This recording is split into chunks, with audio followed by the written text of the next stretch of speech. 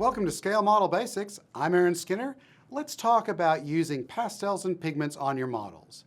These are a great tool for adding all kinds of weathering effects to all kinds of subjects. They're adjustable, they're workable. As a rule, they're not opaque, so you can add thin layers of things like dust and soot to your models.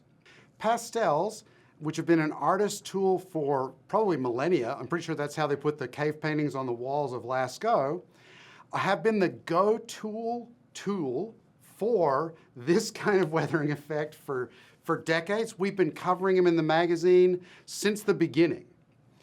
There are two different kinds. There are chalk pastels and oil pastels.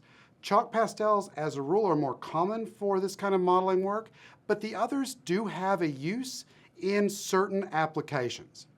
What's the difference between pigments and pastels? They're both on the surface dry powders, at least as you're getting ready to apply them, and they look very similar. The consensus seems to be that the colors are more intense and denser in the pigments, and most of them seem to contain a binding agent that helps them adhere to the surfaces better than the pastels. Now that the definitions are out of the way, let's get down to how to use them. First things first, the surface you're applying these to. Pastels and pigments stick better to flat or satin surfaces. Try to avoid putting them onto gloss because they just will not adhere. So chalk pastels normally come as a set in these kind of square or sometimes round, but normally square sticks. To use them, take a stick, a knife, and just scrape the knife. You can even use the back side of the knife along the edge into a receptacle like a cup. This stuff is very light, so it will go everywhere. Try not to sneeze.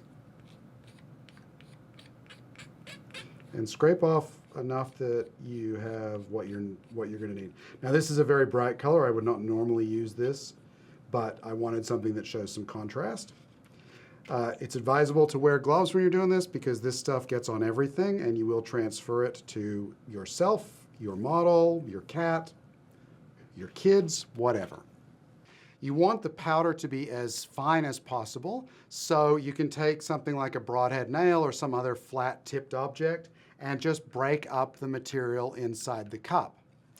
Now, you can do the same thing to powder the chalk pastels using sandpaper, some sort of coarse grit sandpaper. Take the stick and just rub it into place on the paper. Now, that works fine, but to me it seems like you're wasting a lot because some of that powder always gets caught in the sandpaper.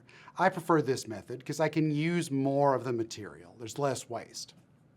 Pigments come ready ground, and while you can use them straight from the bottle, I prefer to transfer them to a separate container that prevents you from contaminating the material during application. So transfer what you need and then go ahead and put the lid back on here because, dear God, you do not want to spill this stuff. Pastels and pigments apply pretty much the same. Pick up a little on the brush, then apply it to the surface and stroke it in the direction that you want the dust to go or the layer to go. Then you can blow the excess off. And then, you're good to go. The important thing about the brushes, make sure you dedicate brushes just for applying pigments or pastels because these dense colors will affect anything else you use later, whether it's thinner or paint. Trust me, you don't want to apply white paint with a brush that you've used for dark pigments. It will change the color. You can always add more, building it up into corners and so forth with the brush and working it around. You can also take a brush with the bristles cut off, like this, an old brush, and you can use that to really work the pigment or color into the surface. And don't forget, you can subscribe to FineScale Modeler magazine, where you'll get 6 issues a year full of how-to stories from some of the best modelers around the world and access to subscriber-only content on FineScale.com. Go to this link to subscribe and you'll get a special introductory offer for our YouTube viewers. You don't want to apply clear coat over pastels or pigments because it tends to dull or even just completely alter the effect.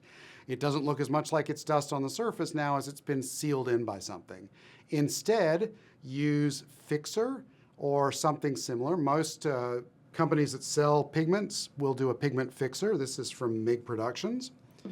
I'm going to take this. You don't want to affect the piles of pigment. Instead, use the pipette and you just drop it onto the pigment and it should soak through and not alter the actual deposits. And while the pigments are wet, you can refine or touch them up with a brush just by pushing them around on the surface a little bit. And then that should dry relatively quickly. Liquids can be used to alter application. Try mixing a slurry with pigments and some water or soapy water, paint thinner, alcohol, acetone. Different liquids have different effects. I'm going to just use water for this, get it mixed up. You want it to be fairly thick. You want to err on the side of this being a little thicker, so I'm going to add some more. Okay, there we go. That's looking right. So it looks kind of thick, like mud, for example. So, and this is a good mud color because it's dry mud. So, then you can take this, and you can apply it, dab it, touch it, kind of splatter it around like mud might up under something or on something. So one technique you can use is to splatter by flicking the brush across some sort of hard object like a toothpick or a microbrush handle. The idea is that you just want to get this up to look like it's been thrown up randomly, which is pretty much what you're doing. It's also messy, so be prepared to clean up afterwards or put some paper down so you're not messing up your dining room table or your workbench or whatever it is that you're doing. So there are multiple ways of applying that sort of stuff. One of the advantages of applying it wet is that take a little of the solvent that you used to make your slurry, in this case water, and you can reactivate that pigment and then make adjustments as you go to refine the application.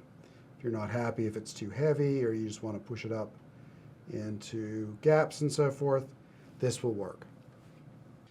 Oil pastels are much denser than the dry type, so they should be applied sparingly. Most come with an applicator, not unlike a makeup applicator. All you want to do is pick a little up on the applicator, and then you can stroke or dot it onto the surface. Now you won't get to blow this away like you could with the other stuff, so you have to work it with the applicator to soften and feather the effect. Don't be afraid to experiment with different types of pastels, different color combinations, different layers, different fluids to mix the slurries with. Just don't do it on your favorite model right before you take it to a contest, because you just never know what you're going to get. So try it out on a paint pig or a piece of styrene first. Obviously, this video is just showing you techniques you can use to apply pigments or pastels to a model. We're not showing specific techniques like creating a rusted exhaust, adding layers of dust and mud, soot, that kind of thing. We'll do those in other scale model basics. The keys are: apply to a flat or satin surface, less is more, build up the effects slowly in light layers, check the effects as you go to avoid going too far, and make sure you dedicate brushes to pigments or pastels alone. Pigments and pastels are a great and creative way to add effects to your models. Thanks for watching. We'll see you next time.